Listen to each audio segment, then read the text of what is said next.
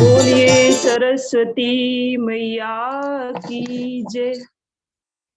बोलिए शंकर भगवान की जय। बोलिए राघवेंद्र सरकार की जय। बोलिए हनुमान जी महाराज की जय। करेण वीणां परिवादयन्ती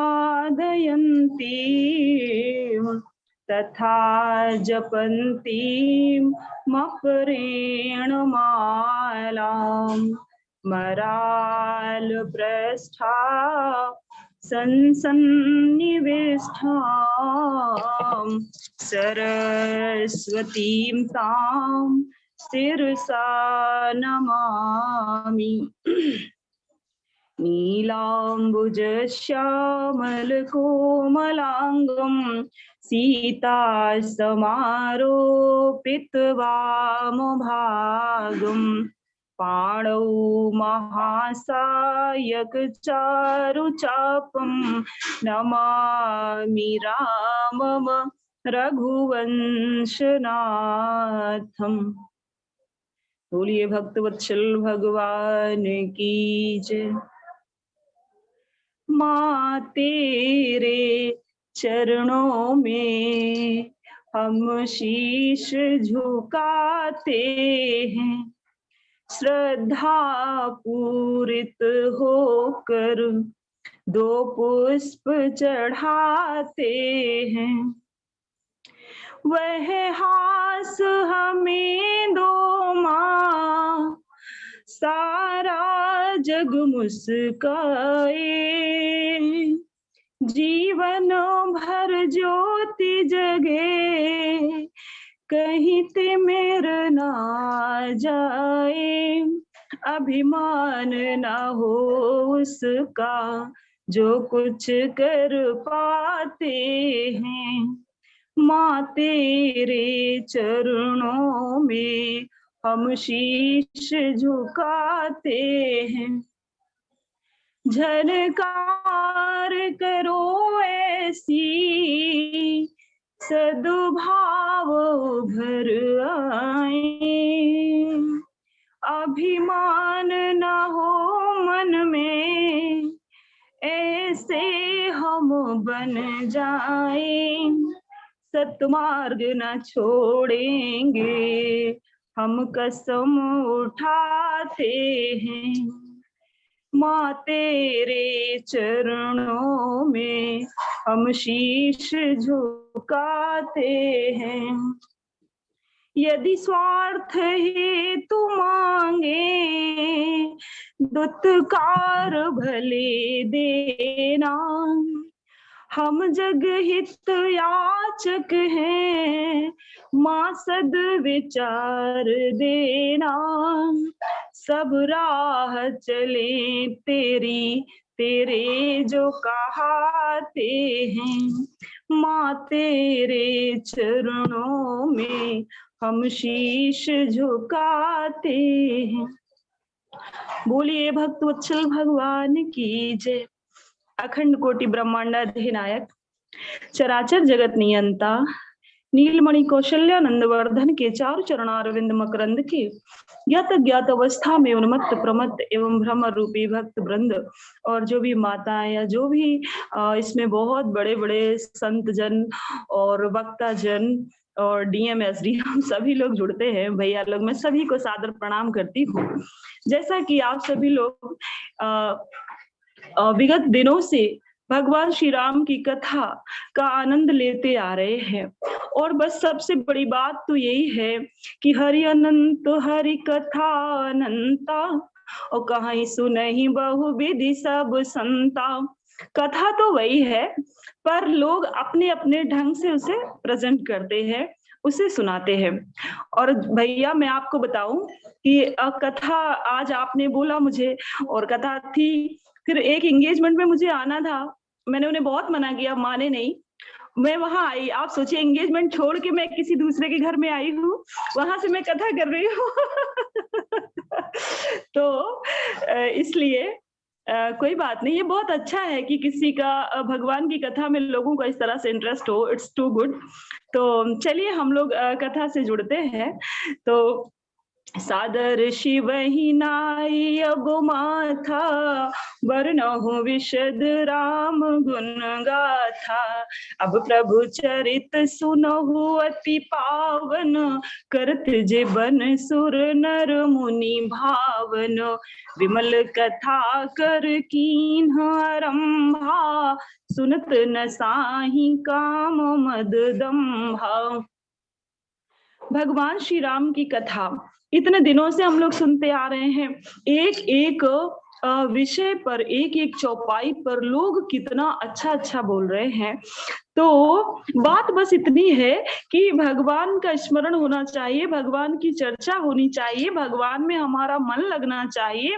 और मैं हमेशा कहती हूँ कि देह धरे का यह फल भाई, ओ भजहु राम सब काम बिहाई। केवल हमें भगवान का भजन करना, क्योंकि हमें ये शरीर मिला, इस बात को यदि हम सभी लोग समझ लें तभी हमारा कथा सुनना सार्थक होगा, कहना होगा। हालांकि यहाँ पर जो जो लोग जुड़े हैं उनसे इस तरह से नहीं कहना चाहिए, उन्हें तो सब कुछ पता ही है।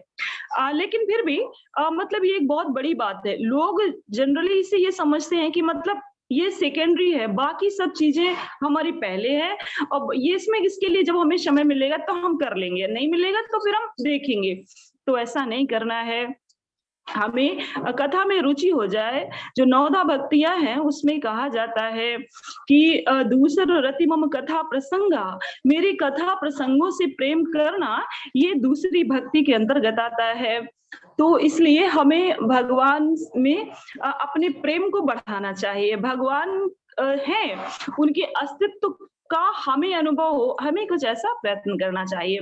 तो आज का हमारा जो विषय है वो है, क्या है, भगवान जो भैया हैं लक्ष्मण जी और भगवान श्री राम जी, इनको जनकपुर का दर्शन करना है, और ये जनकपुर का दर्शन करने जाएंगे।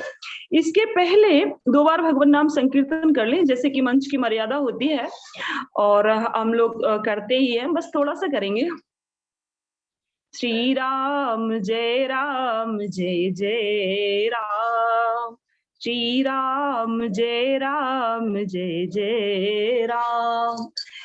सिया जय सिया राम, श्री राम जय राम, श्री राम जय राम। इस महफिल में आकर के प्रीति लगा कर के देखो, इस महफिल में आकर के प्रीति लगा कर के देखो।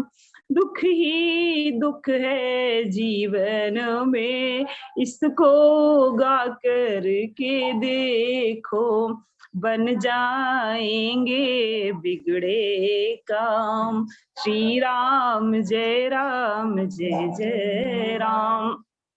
और हमारे काम केवल भगवान श्री राम का नाम आएगा, क्योंकि साथी है मित्र गंग के, जल बिंदु पान तक अर्धांगिनी बढ़ेगी, केवल मकान तक परिवार के सब लोग चलेंगे इस मशान तक। बेटा भी हक निभाएगा तो अग्निदान तक, तो इसके तो आगे भजन ही है साथी, हरि के भजन बिन अकेला रहेगा। जीवन ये 2 दिन का मेला रहेगा, कायम न जग का झमेला रहेगा। हम कितनी भी भीड़ में चले जाएं, कितने भी लोगों में चले जाएं, लेकिन एक समय ऐसा होता है जब हम अकेले होते हैं, और जब हम अकेले होते हैं तो हम भगवान से जुड़े होते हैं। इसलिए हमें ईश्वर से जुड़ना ही पड़ेगा, जुड़ना ही चाहिए, तभी हमें आनंद मिलेगा, हम शांति का अनुभव कर पाएंगे। तो आज भगवान को नगर देखना है। लखन हृदय लालसा बिसिखी, जाय जनकपुर आवो देखी। ये लक्ष्मण जी के मन में जनकपुर देखने का अभिलाषा है, मन है, इच्छा है, लेकिन ये बात भगवान श्री राम कहते हैं। आपने देखा है कि वैसे तो लक्ष्मण जी बहुत तेज है, भैया को रोक देते हैं, परशुराम जी से भिड़ जाते हैं, है ना। लेकिन यहाँ पर आज भगवान श्री राम, उन्होंने देख लिया है कि राम अनुज मन की गति जानी, और भगति बछलता ही है हुलसानी। आज जान लेते हैं कि हमारे जो भैया हैं, इनका मन है कि ये जनकपुर का दर्शन करना चाहते हैं। तो इसके पहले अभी आप सुन रहे थे कि विश्वामित्र जी महाराज इतने बड़े ज्ञानी हैं, महामुनि हैं, तपस्वी हैं, और भगवान श्री राम को और भैया लक्ष्मण को मांग करके लाते हैं महाराज दशरथ से। लेकिन जब ये महाराज दशरथ के यहाँ आने लगे हैं ना, उनको पता चला है कि विश्वामित्र जी आ रहे हैं। लिखा है मानस में कि विश्वामित्र महामुनि ज्ञानी, अब सही विपिन शुभ आश्रम जानी। विश्वामित्र जी महाराज बहुत बड़े तपस्वी है, मुनि है, और उनका आश्रम भी बहुत शुभ है ना। लेकिन उनको अभी तक, और उनका इष्ट भी है, पर उनको अभिष्ट प्राप्त नहीं हो रहा, मतलब वो जो चाहते हैं वो उनको नहीं मिल पा रहा है। तो मैंने संतों को कहते सुना है कि हमारे जीवन में सब कुछ अच्छा हो, कि विश्वामित्र महामुनि ज्ञानी, मतलब महामुनि भी है, ज्ञानी भी है, मतलब हमारे पास सारी सुविधाएं हो, सारे साधन हो, उसके बाद भी यदि हमारे ऊपर कृपा नहीं है भगवान की, तो हम जो चाहते हैं वो हमें कभी भी प्राप्त नहीं होगा। बोले बस ही विपिन शुभ आश्रम जानी, और अच्छे से आश्रम में रहते हैं, लेकिन अभी भी उनको, उनके साथ जो चाहते वो नहीं हो रहा है। बोले क्यों नहीं हो रहा है? क्योंकि अभी तक परमात्मा उनको मिले नहीं है, उनका अनुग्रह प्राप्त नहीं हुआ है।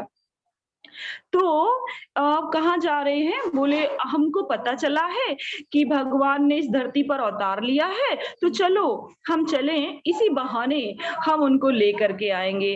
तो जाते हैं, महाराज दशरथ को पता चलता है कि विश्वामित्र जी आ रहे हैं। तो जनरली क्या होता है कि हमारे जो सद्गृहस्थ लोग हैं, उनके यहाँ यदि संत आ जाए तो लोग खुश हो जाते हैं कि भाई संत तो भगवंत के समान है, संत का आना शुभता का प्रतीक है। लेकिन आज महाराज दशरथ भयभीत हो गए। बोले हमारे कुल में विश्वामित्र जी का आना कभी शुभ नहीं हुआ। बोले एक बार जब ये आए थे तो हमारे ही वंश के हरिश्चंद्र को अपनी पत्नी और बेटे के सहित बिक जाना पड़ा था, कैसी उनकी स्थिति हो गई थी।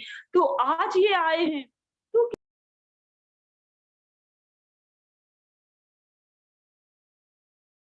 क्या हुआ है कि वो जाते हैं और महाराज को कहते हैं कि हमें आप राम और लक्ष्मण को दे दीजिए। तो वो कहते हैं कि मुझे चारों बेटे बहुत प्रिय हैं, पर राम देत नहीं बनत गुसाई, पर मैं राम को देने में मुझे मतलब थोड़ा अच्छा नहीं लग रहा, अटपटा लग रहा है। उन्होंने कहा कि और महाराज जी सब ठीक है, लेकिन आपने मतलब कोई ये ठीक बात नहीं कर रहे हैं।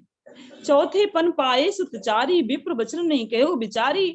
मैंने इतने समय बाद इन बेटों को पाया है और आप मांगने चले आए, आपको थोड़ा बहुत तो सोच लेना चाहिए था। आज विश्वामित्र जी महाराज समझाने लगे कि हे महाराज दशरथ, आप वो दिन याद करिए जब आपके कोई बेटे नहीं थे, तो आप कहाँ गए थे। लिखा है मानस में कि गुरु गृह तुरत गयो मई पाला, गुरु जी के पास गए थे, उच्चरण लागी कर विनय विशाला। उनको बहुत प्रार्थना की थी, और क्या किया था, बोले निज दुख सुख सब गुरु ही सुनावा। अपना दुख अपना सुख, कहने का अभिप्राय ये कि जब आपके जीवन में कोई संकट आए, कोई परेशानी आए, तो या तो हम भगवान के पास जाते हैं या तो हम गुरु के पास जाते हैं। और आज लोग क्या करते हैं कि जब भगवान के पास जाएंगे या गुरु जी के पास जाएंगे, आप देखना बहुत से लोग ऐसे होते हैं जिनके यहाँ सब धन धान्य से वो परिपूर्ण है, लेकिन फिर भी ऐसे उदासीनों की तरह बात करेंगे ना कि अब क्या है, सब ठीक है, मतलब इस तरह से लोग बात करते हैं। बोले भगवान का वो धन्यवाद करना नहीं चाहते, लेकिन महाराज दशरथ ने निज दुख सुख सब गुरु ही सुनावा, दुख भी सुनाया और सुख भी सुनाया। मतलब ये है कि आप कभी भी भगवान को कंप्लेन नहीं करिए, भगवान के पास जाइए तो उनको धन्यवाद करिए कि प्रभु आपने हमें बहुत कुछ दिया है, जितना हमारे पास है बहुतों के पास नहीं है। तो इस प्रकार से उन्होंने उनको सुनाया। उन्होंने कहा ठीक है श्रृंगी, आपको ये सारी कथा, सभी कथाएं आपको पता है, बट कहने का एक क्रम है। तो श्रृंगी ऋषि वशिष्ठ बुलावा, पुत्र काम शुभ यज्ञ करावा। ऋषि को बुलाया गया। अच्छा, ऋषि को बुलाया गया, बेटे किसको चाहिए, महाराज दशरथ को। लेकिन आहुतियां किसने दी हैं, बोले भगति सहित तो मुनि आहुति दीन है, और प्रगटे अग्नि चरु कर लीन है। भक्ति के सहित आहुतियां दी गई हैं और अग्निदेव चरूकर लेकर के उत्पन्न हुए हैं, और वो प्रसाद गया। उस कथा को छोड़ते हैं तो महाराज विश्वामित्र जी महाराज ये कहना चाहते हैं कि आपके जो ये आपको बेटे प्राप्त हुए हैं वो भी ऋषियों की कृपा से ही आपको मिले हैं, तब भी आप हमको राक्षस हमको यज्ञ नहीं करने देते हैं, इसीलिए हम इनको मांगने आए हैं, तो आप हमें इनको दे दीजिए। महाराज जी को समझ आ गया, बोले ठीक है, अब उनको भेज देते हैं, और वो उनके साथ चले जाते हैं। रास्ते में ताड़का मिलती है, उसका वो वध कर देते हैं। एक ही बान प्राण हर लीन्हा, दीन जानते ही निज पद दीन्हा। किसी ने कहा कि बाबा तुलसीदास जी महाराज ये क्या लिख रहे हैं कि एक ही बान प्राण हर लीन्हा, और दीन जानते ही निज पद दीन्हा। बोले वो दीन कैसे है, वो दीन कैसे है, कहा कि वो तो राक्षसी थी, वो तो ऋषियों को यज्ञ नहीं करने देती थी, तो दीन कहाँ से हो गई। बोले मुकुर मलिन और नयन विहीना, और राम रूप देखें किमि दीना। जो लोग भगवान का यहाँ पर होते हुए भी भगवान का दर्शन नहीं कर पाते हैं, वो दीन ही तो है। तो दीन जानते ही निज पद दीन्हा, इसलिए उसको अपना भगवान ने धाम दे दिया है। ऐसे ही मानस में एक बहुत अच्छी बात लिखी है कि ये जो भगवान की कथा है जिनकर मन इंसन नहीं राता, और तेजनु वंचित किए विधाता, और कठोर कठोर निठुर सोई छाती, और सुन हर चरित न जो हर साथी। बोले भगवान की ये कथा ऐसी है जिसमें किसी का मन ना लगे, वो छाती, वो हृदय बहुत कठोर होंगे, जो भगवान की कथा को सुन करके मतलब आह्लादित ना हो, प्रसन्न ना हो। बोले भगवान की कथा है ना, कौन से राम की कथा है, बोले जाकर नाम सुनत शुभ होई, है ना। ये वो भगवान श्री राम है जिनका केवल हम नाम सुन लेते हैं तो हमारे जीवन में शुभ संकेत होने लगते हैं, हमारा जीवन शुभता की ओर प्रवेश करने लगता है।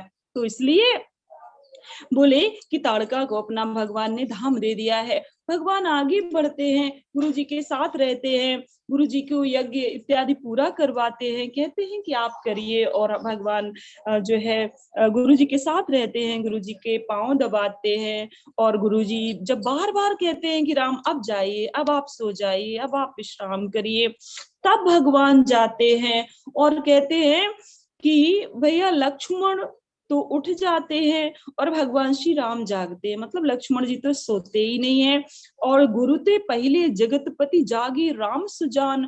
भगवान श्री राम अपने गुरु जी के सोने के बाद में सोते हैं, जागने से पहले जागते हैं।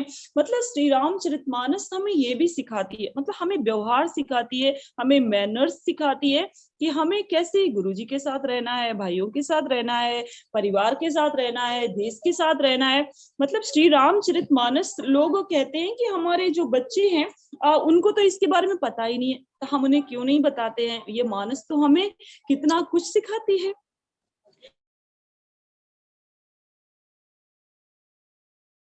से रह रहे हैं और राक्षसों गुरु जी की यज्ञ को पूर्ण कर दिया है। आज भगवान थोड़ा सा आगे चले हैं तो देखा है कि एक बड़ा सुंदर सा नगर है। तो वो नगर कौन सा है? बोले ये नगर तो जनकपुर है। और यहाँ मतलब इतना सौंदर्य है, और वो भी कैसे ना, जहाँ पर जगत जननी माँ जगदम्बा माता सीता ने अवतार लिया है। वहां की शोभा का वर्णन कौन कर सकता है? वहां के सौंदर्य का बखान कौन कर सकता है? बोले सीता ने जहां पर अवतार लिया है, तो बोले वह जनकपुर ऐसा है। बोले पुर नर नारी सुभग सुचि संता और धर्मशील ज्ञानी गुणवंता। वहां के जो लोग हैं ना, वो संत हैं, धर्मशील हैं, ज्ञानी हैं और बहुत गुणवंत है। ये आपके जनकपुर की विशेषता है। और जनक जी के लिए ये भी कहा जाता है कि जनक के समान कोई संसार में मतलब साम्यवादी नहीं हुआ जिसने इतनी समानता दिखाई हो। आजकल नारे तो आते हैं कि सबका साथ सबका विकास, पर अब अच्छा किसी एक व्यक्ति के करने से हो भी नहीं जाता है। मान लीजिए एक व्यक्ति अच्छा है लेकिन सारा सिस्टम का जब फेलियर है तो क्या हो सकता है। लेकिन बोले जनक महाराज के राज्य में ऐसा था कि जैसा घर महाराज जनक का था ना, वैसे ही सारे घर उतने ही सजे हुए थे, उतने ही अच्छे थे। मतलब कोई जल्दी जल्दी ये नहीं पहचानता था कि ये जनक का है या ये किसी अन्य व्यक्ति का है, किसी साधारण व्यक्ति का है। मेरे कहने का अभिप्राय ये, ऐसा जनक के जीवन में साम्यवाद था। तो आज उस जनकपुर को भगवान देख रहे हैं और भगवान कहते हैं कि मतलब ये ऐसी भूमि है, ये ऐसी धरा है कि परम रम्य आराम है जो राम ही सुख दे। मतलब राम का नाम सुखदाई है, राम का नाम हृदय में विश्राम देता है। और यदि हम ये सुन लेते हैं कि रामचरितमानस यही नामा तो सुनत श्रवण पाई विश्रामा, वो श्री रामचरितमानस है, वो भगवान श्री राम है। पर कहते हैं ये जनकपुर ऐसी धरा है कि परम रम्य आराम यह जो राम ही सुख देत। बोले यहाँ पर भगवान राम को भी सुख प्राप्त हो रहा है, आनंद प्राप्त हो रहा है। तो बोले कि चलो नगर का दर्शन करके आते हैं। भैया के मन में ऐसी बात है कि लखन हृदय लाल सा बिसेखी और जाई जनकपुरी आवहु देखी। तो भगवान श्री राम ने अपने भैया के छोटे भाई के मन की बात जान ली है। भगवान भक्ति वत्सल भक्त वत्सल हैं। तो गुरु जी से कहने लगे हैं कि यदि आपका आदेश हो, है ना, तो लक्ष्मण जी नगर को देखना चाहते हैं। यदि आप कहें तो नगर दिखाई तुरंत ले आवूं, तो मैं इनको नगर को घुमा करके मैं तुरंत ले आऊंगा, इनको कहीं इधर उधर मैं जाने नहीं दूंगा। तो गुरुजी ने कहा कि ठीक है राम जी, तुम्हारे जैसा नीतिवान नीतिज्ञ और इतना मतलब अच्छा कौन हो सकता है जो आप गुरुजी से इतनी इतनी बात पूछ करके करते हैं। तो राम बहुत अच्छा है, जाओ आप लक्ष्मण जी को घुमा कर ले आओ। उन्होंने कहा है कि दोनों लोग बहुत सुंदर है ना।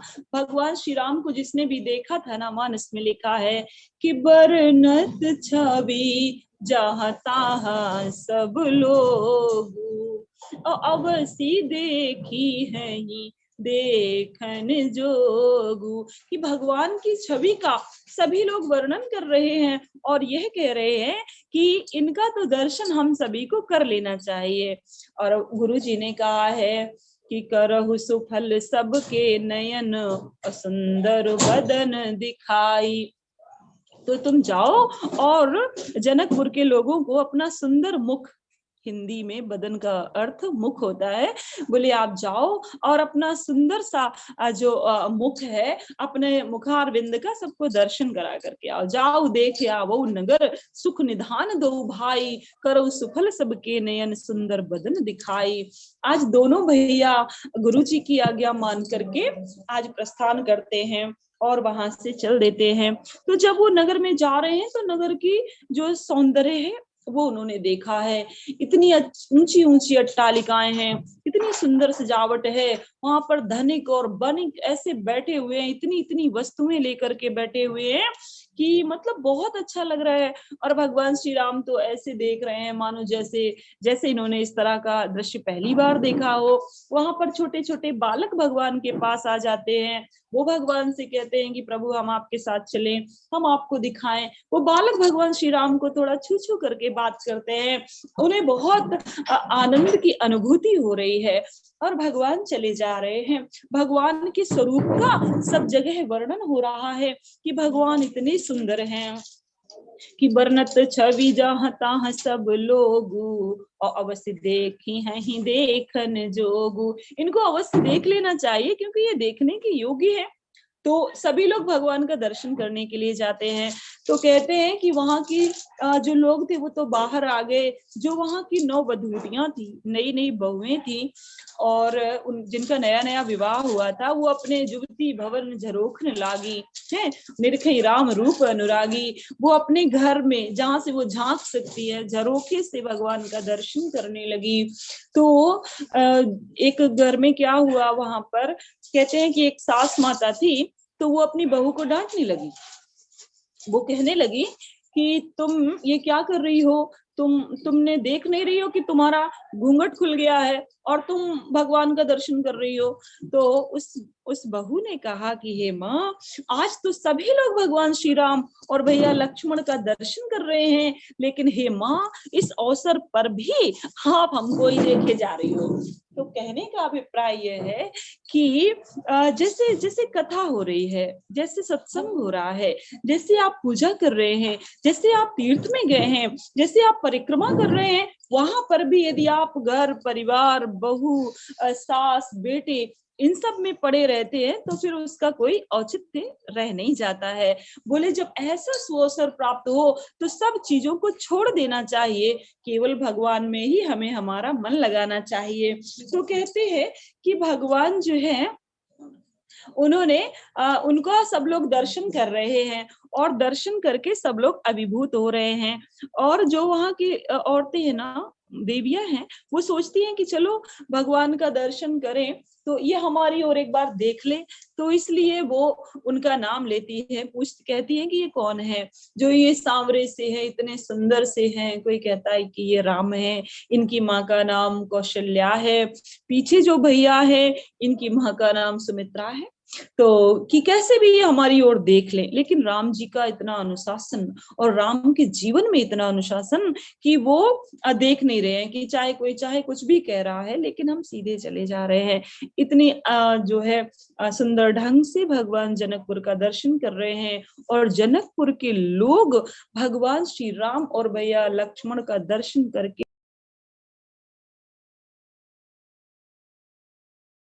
आप सोचिए कि वहां की क्या स्थिति होगी, वहां के लोग कितने सौभाग्यशाली होंगे, वहां की जो है चीजें सारी कितनी अच्छी होंगी। और भगवान दर्शन भगवान जो है वहां पर पहुंचते हैं, भगवान का सभी लोग दर्शन कर रहे हैं और दर्शन करके वो वापस लौट करके आते हैं। और उसके बाद में भगवान गुरु जी के पास आए तो वहां पर जनक जी को पता चला है कि बाहर नगर के जो है हमारे यहाँ विश्वामित्र जी आए हैं। पहले इतना नियम था कि लोग देखते थे कि कोई संत आया है, कोई विभूति आई है, तो उसको प्रणाम करने के लिए वो लोग जाते थे। तो महाराज आए हैं, उनके साथ में बहुत सारे लोग आए हैं, उनको प्रणाम करते हैं और वहां पर बैठे हैं। जैसे ही वो बैठे ही थे तब तक वहां पर जो है आपके भैया राम और भैया लक्ष्मण दोनों आ गए हैं। जैसे ही राम और लक्ष्मण को आज जनक जी ने दर्शन किया है, जनक के लिए कहा जाता है कि जनक तो विदेह हैं, उन्हें किसी से मतलब उनको देह का भी भानी, मतलब भगवान के इतने बड़े भक्त हैं, वो हमेशा ब्रह्म सुख अपने अंदर अनुभव किया करते हैं। तो जैसे ही वो भगवान श्री राम का दर्शन करते हैं तो आज कहते हैं उनसे कि आप ये बताइए प्रभु, विश्वामित्र महाराज को पूछते हैं कि ये जो दोनों लोग हैं, है ना, ये इतने सुंदर हैं, इतने अच्छे बालक हैं, और ये कौन है, मुझे समझ नहीं आ रहा है। इनकर प्रीति परस्पर पावन कहीं न जाए, है ना। इनकी जो प्रीति है आपस में दोनों की, जो जिसको हम आज की भाषा में जिसको हम अंडरस्टैंडिंग कहेंगे, तो वो इतनी अच्छी है कि मतलब बहुत अच्छा लग रहा है। इनका जो आपस में प्रेम है ना, देख करके बहुत अच्छा लग रहा है। और मैं जब इनको आज देख रहा हूँ तो मेरा मन करता है कि मेरा मन ब्रह्म सुख का त्याग कर देना चाहता है। इन्हीं बिलोकत अति अनुरागा, बरबस ब्रह्म सुख ही मन त्यागा। आज हमारा मन ब्रह्म सुख का त्याग कर देना चाहता है। प्रभु ये है कौन? तो विश्वामित्र जी महाराज कहते हैं कि यदि आपको ऐसा लग रहा है, उन्होंने कहा कि ये मुनिकुल तिलक की है ना, कि किसी राजवंश के है ना बच्चे हैं, या किसी ऋषि श्रेष्ठ के बच्चे हैं, कौन है ये, किसके बेटे हैं? तो वो ये कहते हैं कि यदि आपको ऐसा लग रहा है तो, या उन्होंने ये कहा, या तो ये किसी राजा के बेटे हैं, या ये किसी मुनि के बेटे हैं। और यदि ऐसा नहीं है तो मुझे ऐसा लगता है कि ब्रह्म ने अपना जो है साकार स्वरूप धर करके आज हमारे सामने उपस्थित हो गया है। क्या ऐसा है? तो महाराज विश्वामित्र जी कहते हैं कि यदि आपको ऐसा लग रहा है तो मे भी ऐसा ही होगा, है ना, हो सकता है कि ऐसा हो। तो भगवान श्री राम मुस्कुराए, कहते नहीं नहीं गुरुजी, मुस्कुराने का अर्थ ये कि आप राज को खोल मत दीजिए, आपको बस उतना ही बताना है क्या कि ए दो दशरथ के ढोटा और बाल मराल निके कल जोटा, और हमारे लिए ममहित लाग नरेश पठाए, राजा ने इन्हें हमारे लिए भेजा हुआ है कि ये हमारी हेल्प करेंगे, हमारी सहायता करेंगे, हमारी रक्षा करेंगे। तो उनको देख करके भी आज महाराज जनक भी मोहित हो गए हैं, वो भी प्रसन्न हो गए हैं। तो कहने का अभिप्राय ये कि भगवान है ही इतने सुंदर, भगवान है ही इतने अच्छे कि उनको उनको देख करके ना चर अचर मोहित हो जाता है। और इसके आगे का प्रसंग और भी अच्छा है, जब भगवान पुष्प वाटिका में प्रवेश करेंगे, है ना, भूप बाग बर देखे जाई, जहाँ बसंत ऋतु रही लुभाई, वहां पर भी क्या स्थिति होगी, कैसा होगा, क्या होगा, ये सब कुछ आप फिर कभी किसी दिन जब भैया हमारे जीएस पटेल भैया हमको बोलेंगे तो हम आपको फिर से कुछ सुनाएंगे, जैसा भी कुछ सुना पाएंगे। इन्हीं शब्दों के साथ वाणी को विराम। और उसके पहले मैं आपको एक अच्छा सा प्यारा सा भजन सुनाती हूँ, मेरे साथ आप सभी लोग गुनगुनाएंगे। इस संसार की गतिविधियों पर नहीं अधिकार किसी का है, जिसको हम परमात्मा कहते, ये सब खेल राम सिया राम सिया राम सिया राम, राम सिया राम सिया। हम इस संसार की गतिविधियों पर नहीं अधिकार किसी का है, जिसको हम परमात्मा कहते, ये सब खेल उसी का है। पल भर को भी नहीं छोड़ता, सदा हमारे साथ में है, काया की श्वासा डोरी का तार उसी के हाथ में है। हंसना रोना जीना मरना सब उसकी मर्जी का है, जिसको हम परमात्मा कहते, ये सब खेल उसी का है। राम सिया राम सिया राम सिया राम, राम सिया राम सिया राम सिया राम।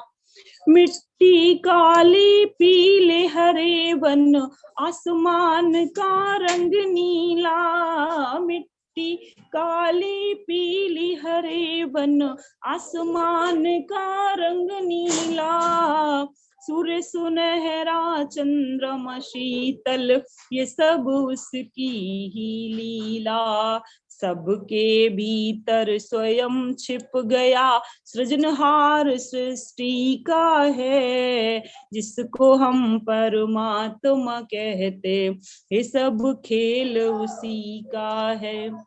राम सिया राम सिया राम सिया राम, राम सिया राम सिया राम सिया राम, राम सिया राम सिया राम सिया राम।